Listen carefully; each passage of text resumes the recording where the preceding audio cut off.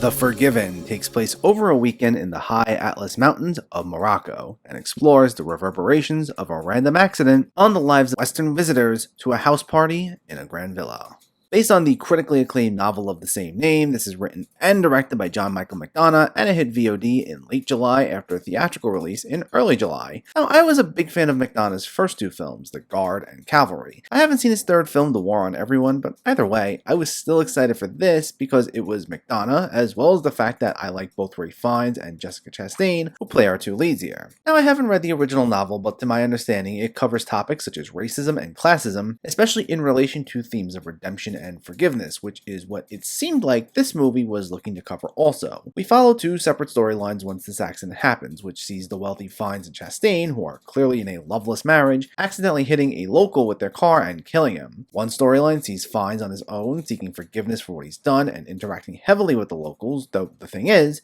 between his own prejudices and the feelings the locals have towards him for what he did, it may be past that point. The other storyline follows Chastain, who spends time with the friends the couple were originally out to see, played by Matt Smith and Caleb Landry Jones, while also engaging in an affair. And the way in which these two storylines run parallel to each other, with Chastain clearly not caring for what happens to Fiennes, who already has his own issues, it gives the film an existential feel, not too different from McDonough's Cavalry. But despite that, I don't think The Forgiven's narrative ambitions quite fully come together to tell anything emotionally profound. While it has some slick production values that look great and give off the feel of a much deeper and grander story, there's a muted feel to the way things play out that prevails over the course of the film, and because of that, it didn't feel like there was any real sense of urgency or stakes within the story once we get past the inciting incident. Ralph Fiennes is as always great here, as he does convey the tragic nature of his character's arc from the way he seeks redemption, but almost gets in his own way at times, but the conversations between him and those he interacts with were, quite frankly, a bit too dull. I do commend the film for trying to give off a sense of realism, as not every conversation we have will consist of grand speeches or moments of characters coming to these big epiphanies and these huge moments, but conveying that feel also requires sharper, more engaging dialogue that I just felt was missing from these moments. And while Jessica Chastain was solid as always, and the film tried capturing her letting loose one by herself due to her being in a loveless marriage, she came off like she just spoke about everything with such utter contempt, and it felt like the script didn't really leave much room for nuance